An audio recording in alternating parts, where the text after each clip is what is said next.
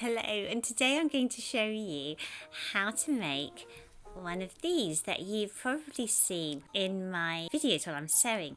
So you start seeing these half dolls around the late 19th century, and they were especially popular from about 1900 to the 1930s and 40s. And the half dolls, they're made of porcelain. Put that down, and they have little holes around the base so that you can sew a skirt onto the base of the half doll. And indeed, although they were most popular for pincushions, and I'll be telling you how to fill the pincushion to keep your pins sharp. But they were most popular for pincushions, but they were actually became so popular by around 1920 that they were used to decorate all kinds of household objects. So they called whisks, where you would brush the crumbs off the table, and on top of powder puffs. And you even see them on tea cozies, so like with patterns like this, and you would have your half doll with the full skirt over the over the tea cozy.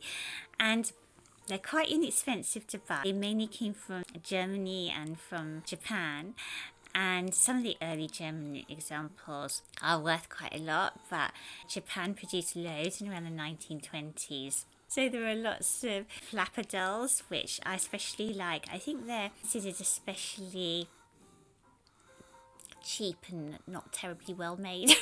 They're my favourites. Some of the German ones you can get with kind of actually are, to be fair, beautifully made. How you know is that they would have like their arms set away from them, which is obviously more difficult to do, and they might have dainty little fingers and even be decorated with real hair. I'll show you one of my more beautiful antique examples in a little bit. You would have your little half doll, and this size of about 2.5 inches is the best for pincushions, and obviously you can have a much fuller skirt than the one I've given her, but because a lot of the dolls that I choose to make into pincushions are flapper dolls, and to me flappers didn't have big full skirts, did they? No.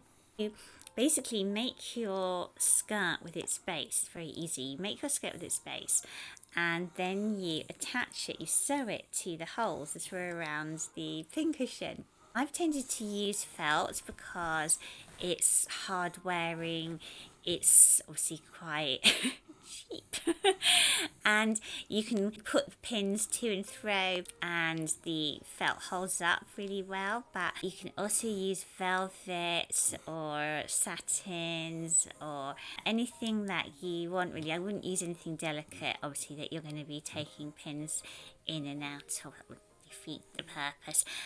And you can also make the trimmings as decorative as you like. Now as you can see, I've kept the trimmings, am I boring you?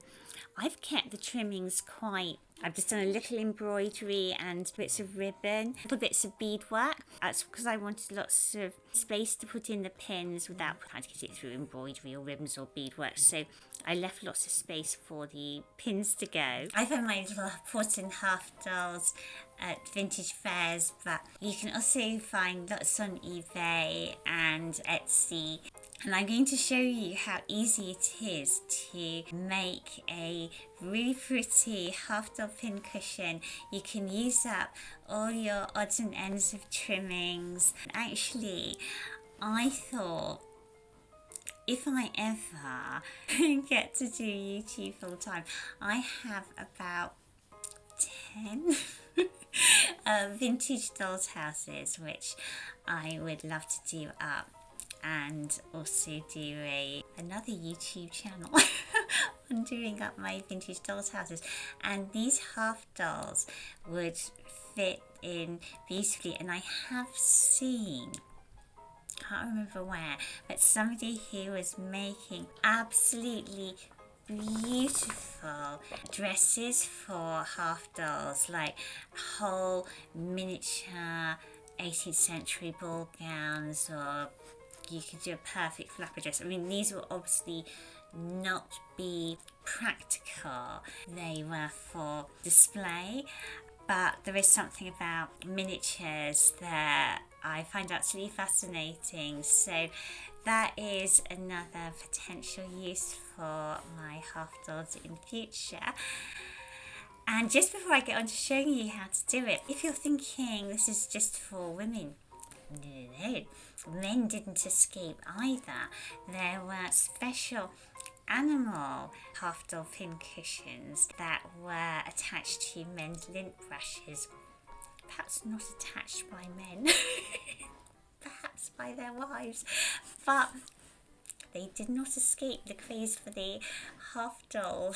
It raged between about 1900 and about 1940. And is still very much current in my home.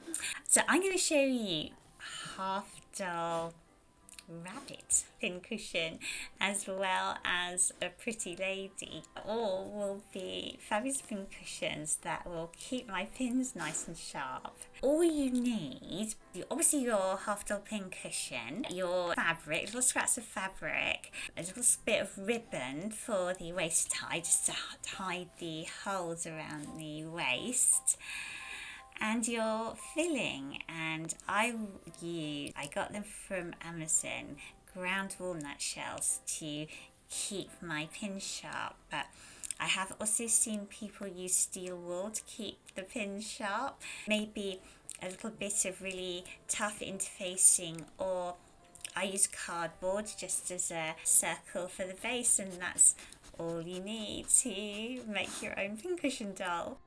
So I've laid out my collection of half dolls on my kitchen table, some of which have been made up into pincushions and are well used. That's you-know-who supervising things. She likes to be included. She's sitting up there on the comfiest kitchen chair, of course. And here are the dolls, and as you can see there are quite a few, and I wanted to show you all the different sizes that they come in. So the ideal size for the pincushion dolls is about the medium. This very large one I've made into a pincushion, but it's not ideal. They're a bit wobbly. The top half is a bit wobbly if you make the larger dolls into pincushions. So the smaller ones are ideal. And there's a rabbit that might have been destined for a lint brush for a man's suit or something. And there are 20 style pretty ladies and Georgian 18th century ones too. Someone's got bored already. Some of my little pincushion dolls are tiny, just showing you this little one next to one of the ladies that I've made up into a pincushion. And I'm really taken with that rabbit. Don't think I can resist him. And then this very pretty, rather cottagey, I guess, pastoral lady. She's another type of doll that you see. And there's another Georgian 18th century doll with her fan. And another rather large doll, a bit too big for a pincushion. And this little one, it's so pretty. I think that would make a perfect little flower fairy at some point. And there is the classic little flapper half doll. These are so pretty, and some of my absolute favourites, and another little flapper in blue. And they're the ones I've made up already. They're very well used, the ones that I've made up. They've been carried around from room to room, had pins in and out of them, so they they might show their age a bit. And here's just a close-up of one of the ones I made, just so you can see some of the decoration that I've done. And I haven't covered them in decoration because you do want lots of felt for the pins to go in, but I have put in the little lines of embroidery and ribbon just around the hemline and just down the skirt a little bit, and a few little kind of beads as well, just to make it even prettier. And here, this one, I've done this little plaited tie belt, and she's also got a little half skirt with a little scrap of Tana Liberty lawn, which the pins will go through, but I probably end up putting the pins more along the felt of her. And then this one, this was the first they made, I think. And although she's mainly covered in lace, lace is really easy to, by its nature, to get the pins through the lace. So lace is quite a good idea. She's looking rather tatty. They are all rather well used. Might just do up her little ribbon tie. And you'll find that all these pincushion dolls, they do have a little tie at the waist, because where you join the skirt to the pincushion doll, you've usually left with a kind of rough edge, so you want to put on a waist tie just to cover that up. And here's just another. And you can see that I've used felt for all my pin cushions. Felt like this that I've had left over from making my felt flowers in nice kind of pastel-y flowery shades. The half dolls are in vintage pretty muted shades, so they're best to use really. I have got these scraps of velvet, and I do see pin cushions made of velvet, so that's another little idea for you. And then the fun part comes when you come to decorating the dolls, and these are all vintage trimmings that I might have shown you in my haberdashery haul. This is the little baby vintage rick-rack braid, just perfect for half dolls. Just showing you the normal size rick-rack braid to give you an idea of scales. And then some vintage velvet ribbon as well. These vintage colours are just so perfect for the pincushion dolls. And also it's a lovely way to use up scraps of old lace like this one as well. You can see, just to remind you, that little doll had lace wrapped around her waist. It'd be nice around her hem as well. And then you don't have to have vintage trimmings. This is just to show you some of my modern trimmings, and that lemon and leaf trimming would be pretty too. And of course you need embroidered cottons for embroidering onto the skirt of the half dolls if you want to do that as well.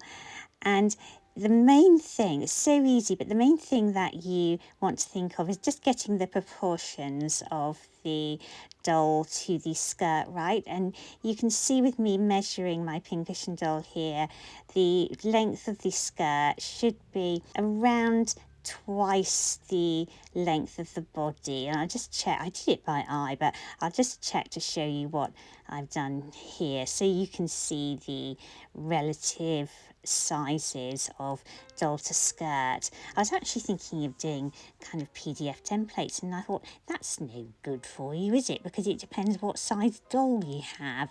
So that's just to give you an idea of proportions, and so you can do it by eye, but I thought I'd show you how mine just worked out. And here's a really scientific way of doing it. I found a teacup. I wanted to do the rabbit, of course, and I found a teacup which is about the size of grassy mound that I want my rabbit to sit on. So in that I want the base to be just the size of the teacup, I'm drawing around the rim of that teacup to create a template. And this is a template for the base of the pincushion, which I could have done it directly onto cardboard. Couldn't I really? Anyway, I don't know. I suppose it might be, well, useful in future. Probably not. So I'm now just drawing around my paper template onto the cardboard that I'm actually going to use for the base, and then to measure the skirt, or the kind of grassy mound in this case. I'm just measuring the, what would it be called anyway, from the centre of the base of the teacup to the rim, and then I'm going to create a circle, almost like how you create a circular skirt.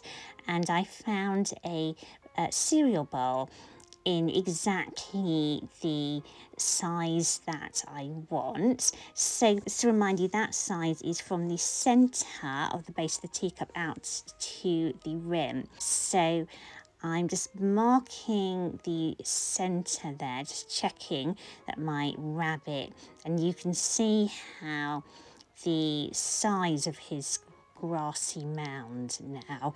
You don't really want the whole of that circle, because you would end up with gathering around the base.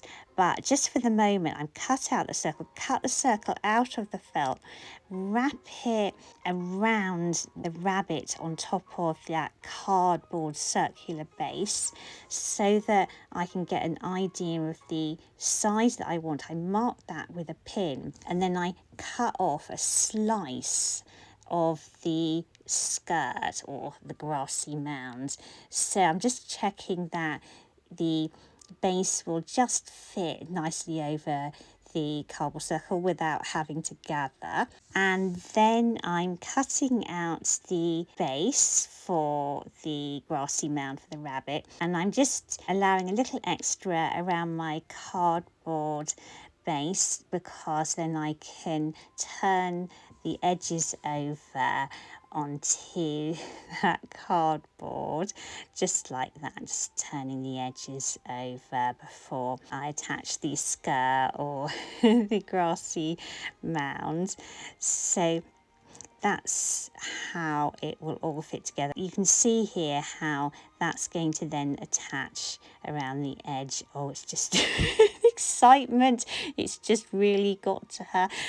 So back to my pincushion dolls, and I chose these ones purely because I had felt. I happened to have a felt that would match their dresses.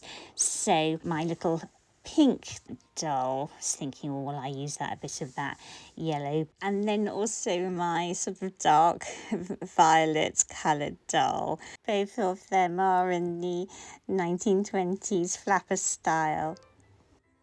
And then it's time to stitch just down the one seam of the skirt, or in this case the grassy mound, and then turn it over to the right side, and you can see the shape starting to form. And I use PVA glue. I'm onto the base now, but you don't actually have to use glue at all. It just makes it a bit easier. So use that, and then just press the edges down around the base, and that's to create a nice sturdy felt base. And just around the cardboard, you could use a heavy interfacing as well, but I've always used cardboard, and my pincushions have lasted for many years. So now I'm just stitching with very small tight over stitches all around the base to join the skirt to the base. And I did use very small over stitches because you obviously don't want any filling to escape. I've never had problems with that. And then I'm on to making the skirts for my pretty ladies in exactly the same way as I did the grassy mound for the rabbit. Now, I have seen skirts for half dolls made in much more complex ways, like you'd make a human skirt with kind of gauze cut out and it kind of all properly joined. And for a pincushion doll, I don't really see the point, because for one thing, you end up with many more seams, And for another, if you use felt, felt does have a kind of a stretch to it, so you don't really have to get the size exactly right to make everything fit and kind of look nicely. So you're sort of making more work for yourself if you do the whole gored skirt with 8 gauze to make up this sort of segmented skirt. I just find that the way I do it, it works. And just to show how this really isn't an exact science, I did something a little different here, cutting out 2 purple skirt shapes and 2 strips of yellow to go down the front and the back of the skirt. So once you have attached your skirts to their bases, it's time to fill them up. And I used these ground walnut shells, and I bought them from Amazon, and it actually says ground walnut shells for pin cushions, because the ground walnut shells are just perfect for keeping your pins nice and sharp. So I basically poured in as much as I could straight from the bag. And the tamping down with the fingers part that you can see me doing here is really important to create a nice shape. As you sort of spoon in the filling, you want to keep doing that so that you've got a really nice even shape and there's no sort of baggy bits. And just checking how my rabbit is going to sit on the top, and then doing the skirts for my ladies in the same way. And I'm thinking I must make sure, having poured these ground walnut shells into a jar, I must label them with what it is. Otherwise, in a little while, I'll mistake it for some health food that I've bought and pour it onto my breakfast cereal. I just know I will. Here we are, attaching the skirts, and you can see if I just peel back the waist there, she's got a little hole in her base, and the rabbit has little holes in his base too, or her base. I don't know what the rabbit is, but that's what you sew through, those holes, in order to attach your little porcelain figure to the skirt that you've made for the doll or your rabbit. I'm just pointing that out there.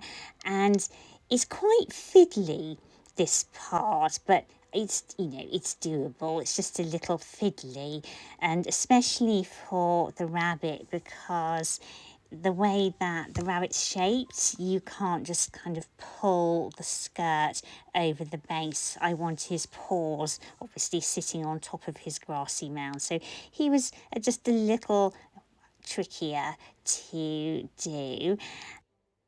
And I always just do a little tie around the waist, as I mentioned earlier, to hide the top of the skirt. And really don't stress too much about the sizing. If the top is a little bit too tight, you just clip little bits around to open it up a bit, and if it's too loose, you just gather the top and pull it around the waist. Just thinking, will I add a daisy to my grassy mound? I mean, it's good to keep as much space for the pins as possible, but quite tempting. And then I get out my embroidery stitch book, because it's time for the fun part of stitching the embroidery onto the skirts, and perhaps the odd embroidered daisy onto the grassy mound of my rabbit. I wanted to show you my rather fine example of a half doll with very fine features and real hair, and she will be dressed properly for my doll's house one of these days. I wouldn't make her into a pincushion. She's under a glass dome at the moment, and you can see that she is rather special. And here are the pincushions. And if you're thinking, That trimming looks rather pinned on. You're right. That's the thing about having a job and a weekly YouTube channel. One is inclined to run out of time, but you can, of course, pin on the decoration, though I will be doing some hand embroidery too. And actually, it is a good idea to sew on the decoration. Otherwise, one grabs a pin and the trimming comes off with it. I know. So I really hope you enjoyed seeing me make my pincushion dolls and that you might be inspired to make your own. And I shall look forward to seeing you next week. Bye. Bye bye. And these half doll